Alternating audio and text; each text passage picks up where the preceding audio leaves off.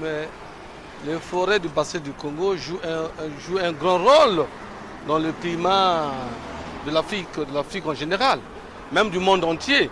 Voilà pourquoi je disais que notre président de la République, son Excellence le président Denis Sassou Nguesso, lors de son allocution d'investiture, il a toujours tenu que les forêts du bassin du Congo, c'est-à-dire en général, parce qu'il est le premier acteur, en un mot, en tant que citoyen congolais, de défendre les forêts. Donc ça me fait plaisir quand on parle de ça, parce que c'est pour lutter contre le réchauffement climatique. Voilà. Donc l'État doit avoir une part très importante dans la déforestation, parce que c'est vrai que la forêt appartient à la nature, mais la forêt est régulée et gérée par l'État. Donc je pense que l'État devrait mettre une politique de reforestation.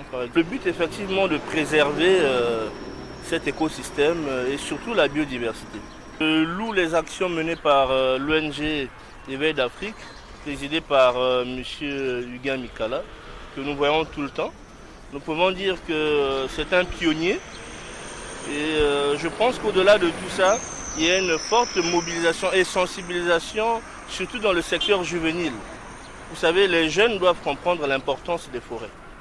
Préserver les forêts des bassins du Congo, tout simplement parce que aujourd'hui, ce n'est que ces deux poumons-là qui dans le monde qu'il faut les protéger. Et aussi, nous subissons beaucoup parce que la population autochtone, c'est la population qui vit en symbiose avec la forêt. Donc, d'où il faut protéger la forêt des bassins du Congo. Parce que sans protéger les forêts des bassins du Congo, il n'y a pas vie. Pour protéger la forêt, il faudrait que ceux qui habitent dans la forêt et ceux qui habitent aux environs de la forêt, il faut les créer des activités génératrices de revenus qui vont leur permettre de protéger mieux la forêt et reboiser aussi. Quand on exploite, il faut aussi reboiser. Sinon, on ne sait pas si d'ici l'an 2050, on sera où avec le changement climatique. Mon point de vue est qu'on ne peut pas lutter contre le changement climatique si on n'a pas de terre. Parce que les populations autochtones aujourd'hui n'ont pas de terre. Quand Mariam Gouabi arrive au pouvoir, il dit qu'il faut le regroupement de villages.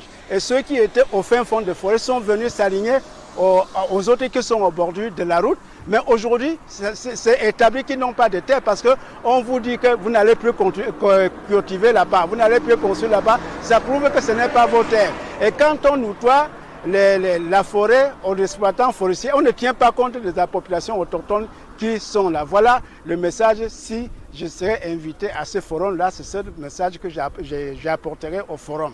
Je pense que c'est pour lutter contre la pollution et puis le réchauffement climatique. Parce que sans ces arbres-là, je pense que nous aurons beaucoup de problèmes dans les 4 saisons.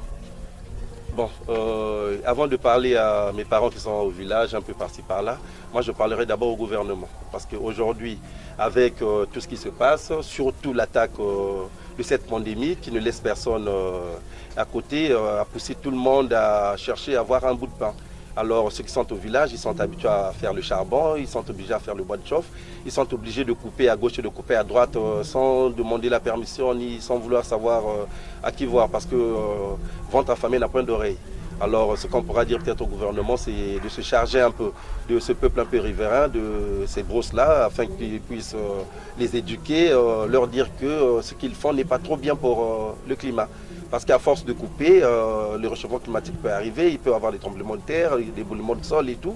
Ces arbres-là sont d'une protection vraiment, je ne sais pas comment appeler, mais la protection est avec ça. Donc les arbres, il ne faut pas les couper pour le plaisir de couper. Et je dirais à mes frères qui sont au village, avant de couper les arbres, ils doivent avoir une nécessité. Et tous les arbres ne sont pas coupables, ils doivent voir... Bon. Le bassin du Congo, d'abord, à savoir, c'est le deuxième poumon au niveau mondial, après l'Amazonie. Donc vraiment, nous jouons, les pays du bassin du Congo jouent un grand rôle pour la protection de l'environnement et la couverture du carbone.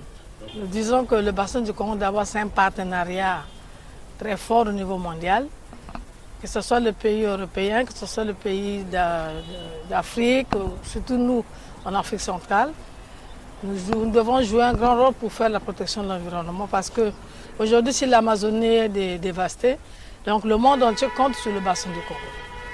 Donc nous devons mettre des moyens possibles renforcer les capacités sur les peuples qui vivent d'abord dans le bassin du Congo, en particulier les peuples autochtones, pour que les gens ne continuent pas à brûler d'abord la forêt du Congo, du bassin du Congo, ou à détruire, surtout pour les miniers. Nous faisons appel pour les miniers, les compagnies minières, pour qu'ils savent quelles sont les autres méthodes à utiliser, parce que quand ils exploitent les minéraux, ils dévastent les forêts, même bien faire un peu le plaidoyer au niveau des décideurs, au niveau mondial, surtout que c'est un partenariat. Je ne sais pas cette année si c'est l'Europe qui a la gouvernance ou bien c'est les États-Unis, on ne connaît pas. Mais pour le moment, nous interpellons tout le monde au niveau mondial pour essayer de mettre...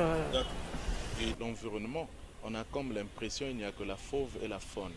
Mais le premier élément de l'environnement, c'est l'homme lui-même. Parce que l'homme est un acteur social et sociable. Là où nous sommes hier, il y avait évidemment la forêt. Il y a peut-être 60 ans, il y avait une forêt ici. Mais l'homme, par son intelligence, l'a pu transformer. Mais il faut voir des zones à transformer et des zones à ne pas transformer. Il y a des zones telles qu'on parle de les forêts du bassin du Congo. Il y a ces zones forestières qu'on ne peut pas toucher. D'où le président se porte garant de façon à lutter contre tout ce qui est déforestation et à contribuer à ce qu'on appelle reboisement. Voilà. Quel est votre message au collège? La société civile ne peut que se lever en encourageant bien sûr les idéaux de la lutte contre tout ce qui est réchauffement, si je peux le dire, climatique, à propos du point de vue ou des pensées que notre président de la République ne cesse d'émettre. L'enjeu de la préservation du bassin du Congo, c'est l'enjeu même de la survie, je dirais, du genre humain. Et le plaidoyer pour la préservation du bassin du Congo est un appel à toute la société civile et sinon toute la nation pour appuyer et encourager les efforts qui sont déjà aujourd'hui entrepris par les pouvoirs publics, notamment le président de la République. Et la société civile joue donc un rôle de relais dans cet engagement, dans ce travail. Ce que j'aimerais dire à mes frères et mes sœurs, jeunes comme moi, qui peut-être n'ont pas encore une bonne compréhension des questions environnementales, mais aussi de la préservation du bassin du Congo, c'est de participer au forum qui sera donc organisé du 20 au 23 août, afin de comprendre et aussi afin que cet appel puisse avoir un écho très important au niveau international. Parce que quand nous voyons ce qui s'est fait en Amazonie, il faut dire que le bassin du Congo n'est pas encore traité à sa juste valeur.